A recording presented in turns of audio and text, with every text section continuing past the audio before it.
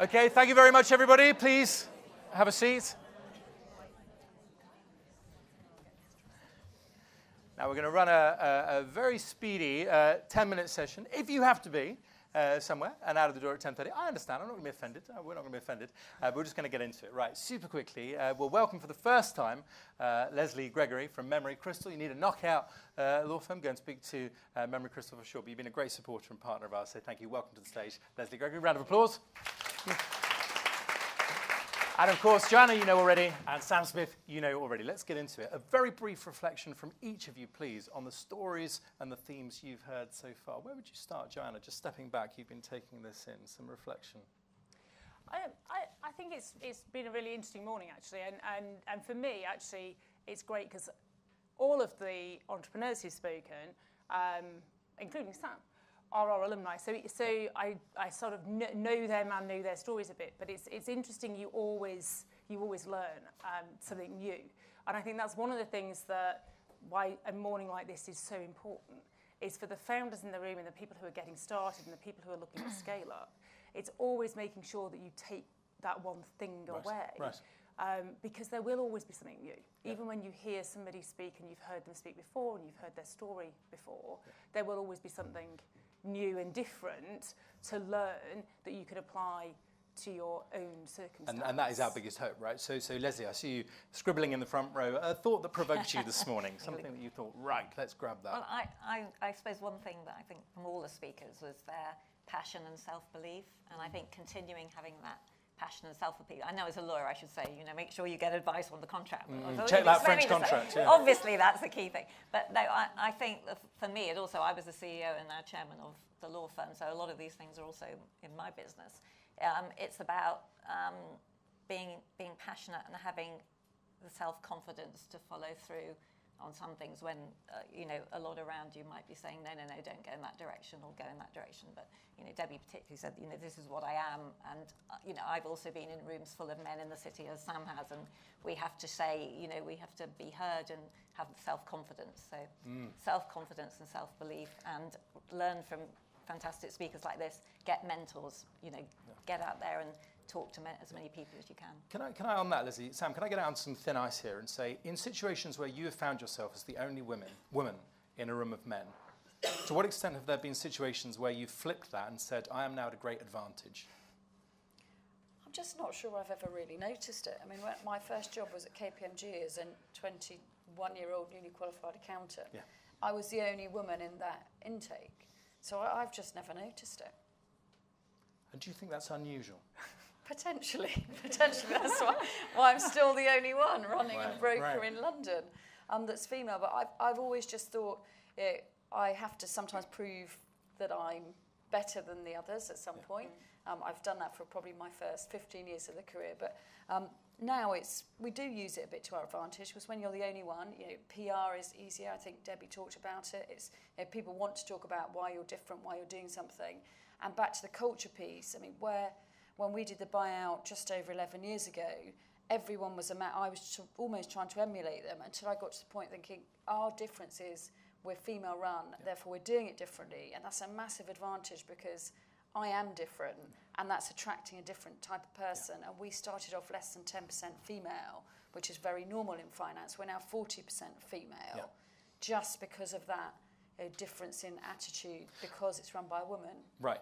I wonder if I can ask you all, we see some pretty depressing numbers about the amount of funding going into female-led and co-founded businesses. If we're really going to shift the needle on this, what practical things, aside from large mindset shifts, what practical things do you think have to change? Jo, do you get us started on any of those? I think Kim touched on it earlier, actually, which is the confidence factor.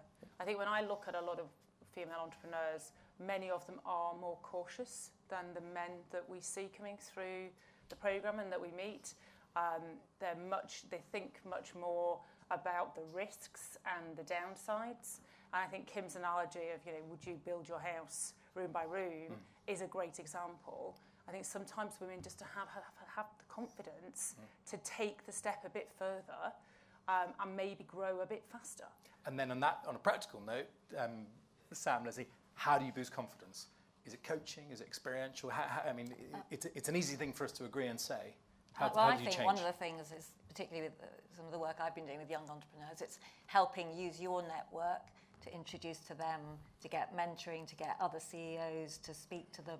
You know, I think the more that there's a learning out there that other people can give back, and I think there is also something to address the imbalance. It's, you know, a lot of women find they're presenting to all male VCs panels, as, you know, I don't know what all the stats are, but the predominantly male-run VCs, you know, that there are investor networks out there that are trying to promote and have more women in there, so that the Angel Academy is one, which is a women-only angel network that wants to have women entrepreneurs pitch to them. You know, the more that we can do and help that ecosystem, the better. And Kim, would you add anything to that? Because you've been involved as an angel investor yourself, in terms of the practical, how do we shift the numbers? You know, I mentioned this business broker, Duncan G. I'm a foreigner here, and it is it's fascinating for me, this long, old boys network. So I went with Duncan I'd never borrowed £5.5 million from anybody, and he introduced me at Bank of Scotland at the time. And that was just that was the door open. Simon went around on his own, and he's like in this network, and he didn't get the same thing. It's knowing it doesn't have to be another woman, just understanding how business is actually done, and then connecting in like that is connecting the dots, and just finding like-minded people in any shape or form. But you know, how do you build your own confidence? I don't know. Life just knocks you down every single day. It's what you're saying to yourself. For me, I look in the mirror every morning. I'm like, I could look at all these, you know, some things where I could think, you know, today's going to be a great day, and I will just draw on something that gives me strength inside. And I think women have, especially if you're working and you have children, and it's every day you can feel like you're failing. So what you say to yourself is vital. Understood. Sam, a word that came to my mind as guests were speaking was about timing. And Debbie told this extraordinary story, didn't she, about Barbara Taylor Bradford and the 11-year-old. And I just wonder if it's ever too early to be considering an IPO, and what your counsel would be to our guests this morning about what to have on their dashboard and when. Because presumably some big ideas could be put away for another day.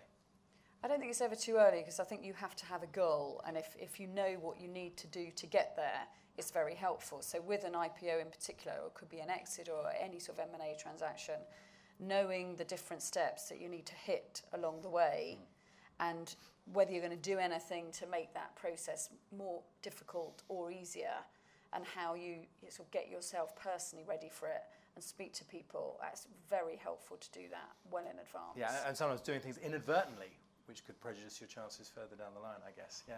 What was your take on this timing question, Joanna? Could be IPO, but could be going global. Any thoughts? I think, I think actually we talked about it's their passion, but I think for a lot of people it is the restlessness. It's the restlessness to do the next thing. And I think in your heart, one of the things that you got from all the speakers, I thought was kind of almost, it's an in their heart. They know when they want to push and do the next thing. They know when they want to be changing the dynamic. And pretty much every speaker said that in a different way, shape or form. Right. So I do think that. I think entrepreneurs know when the right time to do the next thing, whatever that is. Yeah, and what Sam talked about at the beginning, that clarity of thought that says, this is what I now want to do. Lesley, as Kim was speaking, I was conscious of the role that you play as an advisor, because you're kind of more than advising, you're connecting as well. And I just want to bring that to the surface a little bit. I mean, am I right in... Yes, I mean, I think I feel that as advisors, whether we're lawyers, accountants, whatever, that we need to be a bit more than just very sort of focused and channeled onto paperwork or transaction or, protecting IP. We need to do all of that, but more than that, we need to look and try and get under the skin of the business, and particularly the founder. If they need help, then we have, through the many years that we've all been doing transactions, whether they're IPOs, M&A, we have a huge network ourselves. And we may need to, I think we just need to actively think how we can help. I mean, I've introduced non-execs to businesses. I've introduced, I'm not a money broker, but I've introduced my network, who angel network, who might want to invest, and that's happened. I just think that we've got a culture at Memery Crystal where we try and build a bigger picture and help more broadly. And as advisors, we can all do that very easily. And what about this? I mean, it's a thorny challenge, isn't it? But the advice you've ended up giving to entrepreneur, particularly founder CEOs, as they go through a big gateway to IPO to a big investment round, sometimes you must have found yourself saying, listen, you gotta tone this down a bit. You gotta restart. You know, you have to moderate your behaviour in some way because you're going to a different league. Or does your advice tend to be yourself? They'll love you or hate you. Because you just, Sam, you're looking at me quizzically, and I don't know, you know. But is that a strange question to ask? Because Debbie has thrived by being Debbie. Well, I feel it's a bit strange because when we see companies, and we see tens of companies every day, picking which ones you think will be the most backable, you're backing the person. You know, in small grown businesses, you're backing the individual to do something. So if they're not being authentic and them, that it's not going to work. Our issue is you have to find the right investor to match the vision of the entrepreneur. And if you don't get that right, that's when it goes wrong. So you don't want to portray something that you're not, because the match will never work. Okay, but what about the school of thought that says true authenticity is having the confidence to be multiple versions of yourself depending on the environment? I'm clearly not the same person on a beach in Cornwall that I am in a boardroom. Deal with it, and therefore it's fully for you as an advisor to say you have to moderate the way you're behaving if you want to float this business. We've never had to do that. Okay. I mean, we just haven't. Someone has been someone we want to back, and if we try and mould someone into a different version of a floatable version of them, you know, maybe they might want to put a suit on, or it might be slightly small. Okay, tiny. Yeah. Tiny things that just make the presentation more professional. You know, practicing answering the questions, being totally financially literate, making sure you're properly on your A game. That you can help coach with, but you don't want to take the fundamental personality and what drives them, because that's what's going to sell it. Yeah. But I'm sure Debbie on the beach with her son last week and the week before is very different still from the Debbie that sat here today and the Debbie that sat in front of potential investors. Yeah. But it doesn't make her any less the real Debbie. So she still has those layers of who she is. You know, there still is the different parts of the onion. But she's very authentic when she speaks in the environment that she's in to the audience that she's speaking to. 100% agreed. An observation on that or a question for our panel? Would you ask that question of a bail pack? Yeah, I do all the time. I literally put it out on Twitter. I literally put it out to 20,000 people on Twitter yesterday because it's a conundrum we face. And I don't, you know... It's a rarity to see. So I've floated 3 businesses and been PLC last. Oh, God, fast. But it's an interesting one because actually I think being a female CEO is a massive advantage. Your deliverable is always, do you deliver what you say you're going to do? Because if you don't, you're going to fail whatever happens, whether you're male, female, green, pink, you know, where deal shawls and shoes or not. The reality of it is, once they've got past you, if you don't deliver on the business, if you don't do what you say you're going to do, you could be as happy Larry as you like.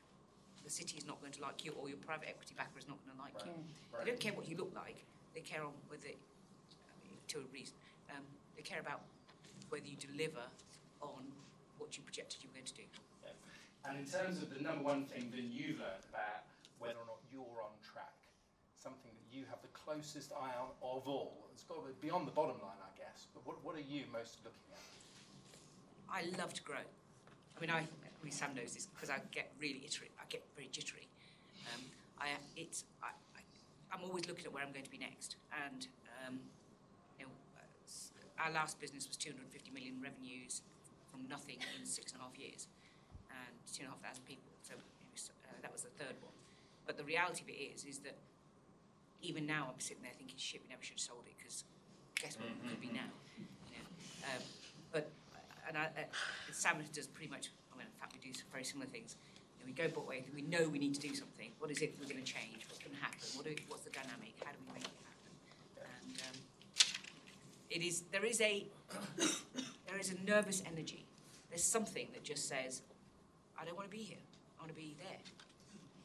Yeah. And then to a certain extent, that can only come from the team itself, even surrounded by the best advice. One piece of advice, particularly to our founders in the room, about a question they could ask themselves as they go back into the business about how they keep on track. Sam, a piece of advice.